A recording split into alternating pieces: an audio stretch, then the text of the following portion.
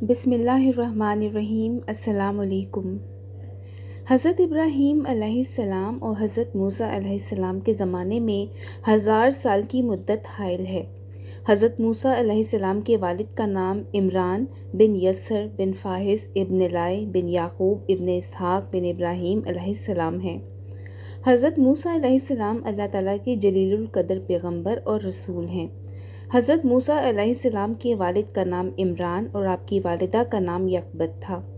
حضرت موسیٰ علیہ السلام حضرت ابراہیم علیہ السلام کی 7ویں پشت میں پیدا ہوئے۔ موسیٰ کے معنی ہے پانی سے نکالا ہوا۔ حضرت موسیٰ علیہ السلام پر کتاب توریت نازل ہوئی۔ عبرانی زبان میں توریت کے معنی شریعت کے ہوتے ہیں اور اس زبان میں موسیٰ کا لفظ موشا ہوتا ہے۔ آپ کی پیدائش کے وقت آپ کے والد کی عمر 80 سال تھی۔ حضرت یعقوب علیہ السلام کی اولاد کو بنی اسرائیل کہا جاتا ہے کیونکہ اسرائیل آپ علیہ السلام کا لقب ہے یا آپ کا دوسرا نام ہے۔ لفظ اسرائیل میں ایک قول یہ ہے کہ یہ عجمی لفظ ہے۔ اسرا اور ایل سے مرکب ہے۔ اسرا کے 4 معنی بیان کیے گئے ہیں: بندہ، عبادت کرنے والا، برگزیدہ، انسان اور مہاجر، ہجرت کرنے والا، اور ایل کا معنی ہے اللہ تعالیٰ۔ اس لحاظ پر حضرت یعقوب علیہ السلام کا یہ نام اس لیے ہوا کہ اللہ تعالیٰ کے عبادت گزار اور اس کے برگزیدہ اور اس کے پیدا کردہ عظیم المرتب انسان اور اللہ تعالیٰ کی طرف رجوع کرنے والے یعنی ہجرت کرنے والے بھی تھے۔ بعض حضرات نے کہا کہ یہ لفظ عربی ہے۔ اسرا کا معنی ہے رات کو لے جانا اور ایل کا معنی ہے اللہ تعالیٰ۔ اب اس لحاظ پر آپ کا نام اس لیے رکھا گیا کہ اللہ تعالیٰ نے آپ کو رات کے وقت اپنی بنی اسرائیل کی حالت حضرت موسیٰ علیہ السلام کی پیدائش سے پہلے یہ تھی کہ یہ لوگ فرعونیوں کے خادم تھے۔ فرعونیوں نے ان کو مختلف قسم کے کاموں پر مقرر کیا ہوا تھا۔ کچھ لوگوں کو تعمیر کے کاموں پر لگایا ہوا تھا اور کچھ لوگوں سے ہل چلانے کا کام لیا جاتا اور کچھ لوگوں سے کھیتی باڑی کے مختلف کام لیے جاتے۔ فصل کی کاشت اور کٹائی وغیرہ کے کاموں پر مقرر تھے۔ گندے کاموں پر بھی انہیں ہی لگایا جاتا۔ بیت الخلاء کی صفائی انہی لوگوں کے ذمے تھی۔ کیچڑ صفائی وغیرہ کے کاموں پر ان کو ہی مقرر کیا جاتا۔ پتھر تراشنا اور پتھروں کو اٹھا کر لانا انہی کے ذمے تھا۔ جو لوگ یہ کام نہیں کر سکتے تھے ان پر جزیہ مقرر کر دیا جاتا تھا اور جو شخص سورج کے غروب ہونے سے پہلے جزیہ نہ ادا کرتا اس کے ہاتھ اس کی گردن سے باندھ دیے جاتے اور 1 مہینے تک اس کے ہاتھ اسی طرح بندھے رہتے اور بنی اسرائیل کی عورتوں سے اس طرح کام لیے جاتے جیسے لونڈیوں سے کام لیے جاتے ہیں، یعنی گھریلو تمام کام ان کے سپرد ہوتے۔ سوت کاٹنا اور سلائی بنائی وغیرہ کے کام ان عورتوں سے ہی لیے جاتے تھے۔ امام ابن ابی حاتم رحمۃ اللہ نے حضرت ابن وہب رحمۃ اللہ کی سند سے حضرت موسیٰ بن علی رحمۃ اللہ سے اور انہوں نے اپنے باپ سے یہ قول بیان کیا ہے کہ بنی اسرائیل آل فرعون کا 4تھائی حصہ تھے اور 440 برس تک فرعون ان پر حکمران رہا۔ پھر اللہ تعالیٰ نے اسے بنی اسرائیل کے لیے کمزور کر دیا اور انہیں 880 برس تک ولایت عطا کیے رکھی۔ راوی نے کہا پہلے زمانے میں اگر کوئی آدمی 1000 برس عمر پاتا تو وہ بالغ نہ ہوتا تھا، یہاں تک کہ 120 برس کی عمر کو پہنچ جاتا۔ جب حضرت موسیٰ علیہ السلام اپنی اور اپنے بھائی حضرت ہارون علیہ السلام کی اولاد کو آخری نصیحتیں اور وصیتیں کرنے میں مصروف ہوئے تو ایک روز ملک الموت آپ کے پاس آئے اور پیغام موت آپ کو سنایا جسے حضرت موسیٰ علیہ السلام نے ناپسند کیا۔ ملک الموت نے حضور رب العزت میں جا کر عرض کیا کہ آپ کے پیارے حضرت موسیٰ موت کو ناپسند کرتے ہیں۔ وہاں سے ارشاد ہوا کہ اے جبرائیل، ہمارے بندے حضرت موسیٰ کے پاس تم جاؤ اور ان سے کہو کہ تمہارا معبود یہ فرماتا ہے کہ اے موسیٰ علیہ السلام، اگر تم کو زندگی ابھی اور مطلوب ہے تو تم ایک بھیڑ کی کمر پر ہاتھ رکھو۔ مجھے قسم ہے اپنے عزت و جلال کی، جتنے بال تمہارے ہاتھ کے نیچے آ جائیں گے اتنے ہی سال کی زندگی تمہاری اور عطا فرماؤں گا۔ چنانچہ جبرائیل علیہ السلام نے اللہ تعالیٰ کا یہ پیغام حضرت موسیٰ علیہ السلام کو سنایا۔ آپ بہت مسرور ہوئے۔ فرمایا کہ اے جبرائیل علیہ السلام، میں نے بھیڑ کی کمر پر ہاتھ رکھا اور اس کے بالوں کی گنتی کی برابر میری عمر بھی دراز ہو گئی، پھر اس کے بعد کیا ہوگا؟ حضرت جبرائیل علیہ السلام نے جواب میں فرمایا پھر آخر موت۔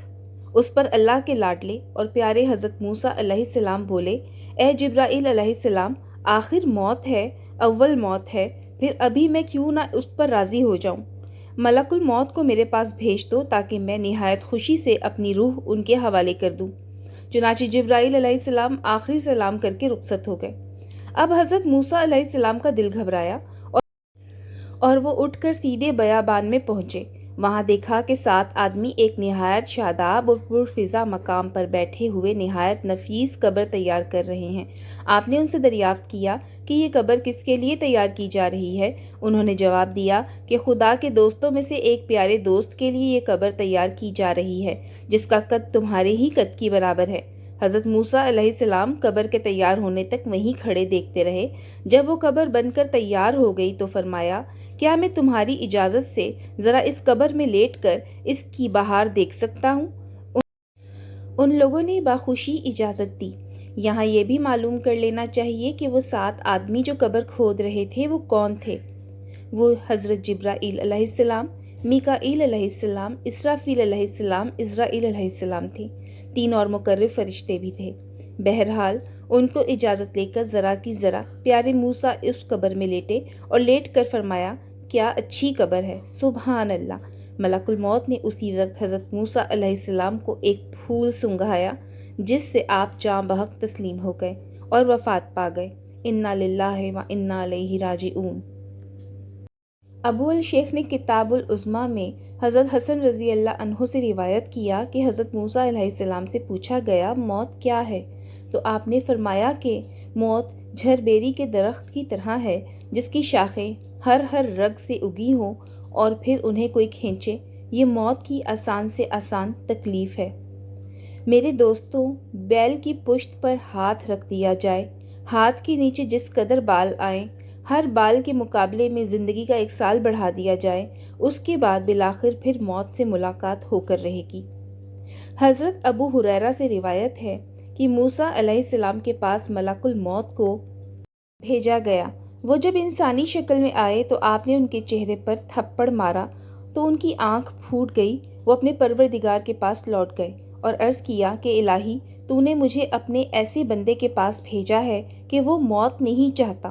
اللہ تعالیٰ نے عزرائیل علیہ السلام سے کہا کہ واپس جا کر حضرت موسیٰ علیہ السلام کو میرا پیغام دو کہ وہ بیل کی پشت پر ہاتھ رکھیں، ہاتھ کے نیچے جس قدر بال آئیں گے ہم ہر بال کے عوض 1 سال کی زندگی بڑھا دیں گے، یعنی بالوں کی گنتی کے برابر عمر کے سال بڑھا دیے جائیں گے۔ حضرت موسیٰ علیہ السلام نے عرض کیا، اے میرے پروردگار، پھر کیا ہوگا؟ اللہ تعالیٰ نے فرمایا، پھر موت آئے گی۔ تو حضرت موسیٰ علیہ السلام نے عرض کیا، اگر ایسا ہی ہے تو ابھی میری روح قبض کر لی جائے اور مجھے ایسے موقع پر ارض مقدس کے اس قدر قریب کر دیا جائے جس قدر کسی کے پتھر پھینکنے سے زمین کا فاصلہ طے ہوتا ہے۔ رسول اللہ صلی اللہ علیہ وآلہ وسلم نے اس کے بعد فرمایا کہ اگر میں وہاں ہوتا تو تمہیں حضرت موسیٰ علیہ السلام کی قبر دکھاتا جو کہ سرخ ٹیلے کے قریب راہ گزر پر ہے۔ حضرت عیسیٰ علیہ السلام کے سوا تمام انبیاء علیہ السلام جام اجل نوش فرما چکے ہیں۔ حضرت الیاس، حضرت ادریس اور خضر علیہ السلام بھی اہل تحقیق کے نزدیک وفات پا چکے ہیں۔ حضرت یعقوب علیہ السلام کے بارے میں رب العزت ارشاد فرما رہا ہے، کیا تم اس وقت موجود تھے جب حضرت یعقوب علیہ السلام کا وقت آیا؟ حضرت یوسف علیہ السلام کے متعلق فرمایا، یہاں تک کہ جب وہ فوت ہو گئے تم کہنے لگے کہ اب تو اللہ تعالیٰ ان کے بعد کوئی رسول نہیں بھیجے گا۔ حضرت سلیمان علیہ السلام کے بارے میں ارشاد ہو رہا ہے، بس جب ہم نے حضرت سلیمان علیہ السلام کو موت کا حکم جاری کر دیا تو ان کو ان کی موت کا پتہ کسی نے نہ دیا بجز ایک زمین کے کیڑے کے جس نے ان کے عصا سوٹی کو کھایا تھا۔ اسی طرح انبیاء علیہ السلام کی ارواح طیبہ بھی ان کے ابدان طاہرہ سے نکال لی جاتی ہیں۔ چنانچہ خود اشرف الانبیاء حضرت محمد صلی اللہ علیہ وآلہ وسلم کی روح مبارک بھی جسد اطہر سے اللہ تعالیٰ کی عادت مستمرہ اور دستور متعارفہ کے مطابق نکال لی گئی، جیسا کہ خود حضرت صلی اللہ علیہ وآلہ وسلم نے ارشاد فرمایا، تمام انبیاء علیہ السلام کی روحیں ملک الموت نے قبض کیں اور وہی میری روح بھی قبض کرے گا۔ حضرت عائشہ صدیقہ رضی اللہ عنہا فرماتی ہیں، جب اللہ تعالیٰ نے آپ کی روح قبض فرمائی اس وقت آپ کا سر مبارک میرے سینے اور حلق کے درمیان تھا۔ اگر آپ کو آج کی یہ ویڈیو پسند آئی ہو تو میرے چینل کو سبسکرائب کر دیجیے گا اور ویڈیو کو لائک اور شیئر کر دیجیے گا۔